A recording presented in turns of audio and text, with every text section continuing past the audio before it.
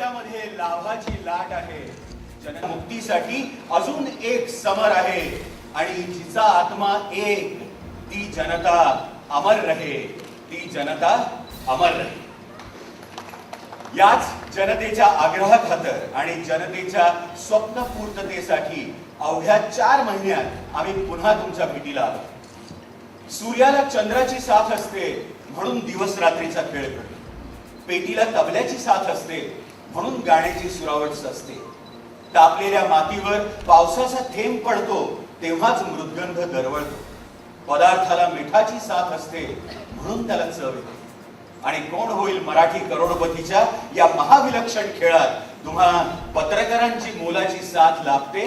म्हणूनच हा खेळ संपूर्ण महाराष्ट्राच्या जनतेपर्यंत पोहोचतो.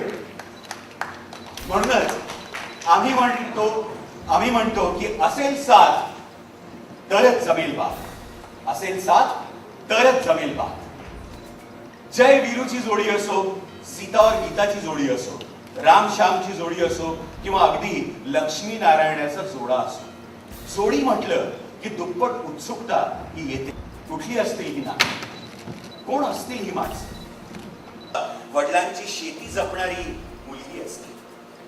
भावाच्या कुस्तीसाठी अभ्यास बाजूला ठेवून त्याचा व्यायाम घेणारा भाऊ असतो.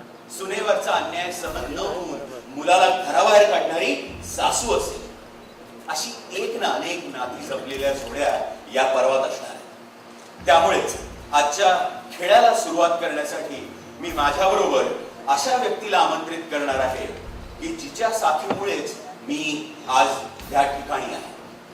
मी माझ्या पत्नीला जल्पा खेडेकर हिला या मंचावर येण्यासाठी आमंत्रित करतो.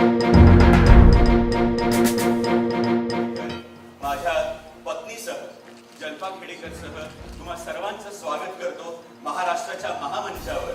ज्ञानाबरोबरच खऱ्या अर्थानं श्रीमंत करणाऱ्या या महाविलक्षण खेळाच्या दुसऱ्या पर्वात, ज्याचं नाव आहे कोण होईल मराठी करोडपती.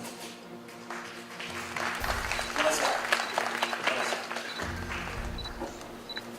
नमस्कार, मी जल्पा खेडेकर. हे वातावरण माझ्यासाठी अगदीच नवीन आहे. मी नेहमी सचिनची साथ घरून, घर सांभाळून, मुलं सांभाळून केली आहे. मला नेहमी असंच वाटतं की घर सांभाळलं गेलं तर त्याला बाहेर जाऊन काम करायला अडचण येणार नाही. आज इथे येऊन हे असं सांगावंसं वाटलं कारण कोण होईल मराठी करोडपतीचं हे दुसरं पर्व, त्याची थीम असेल साथ तर जमेल बात ही आहे. आता मी जशी नेहमीच त्याची साथ देते तसं मागं राहून देणार आहे. धन्यवाद. थँक्यू.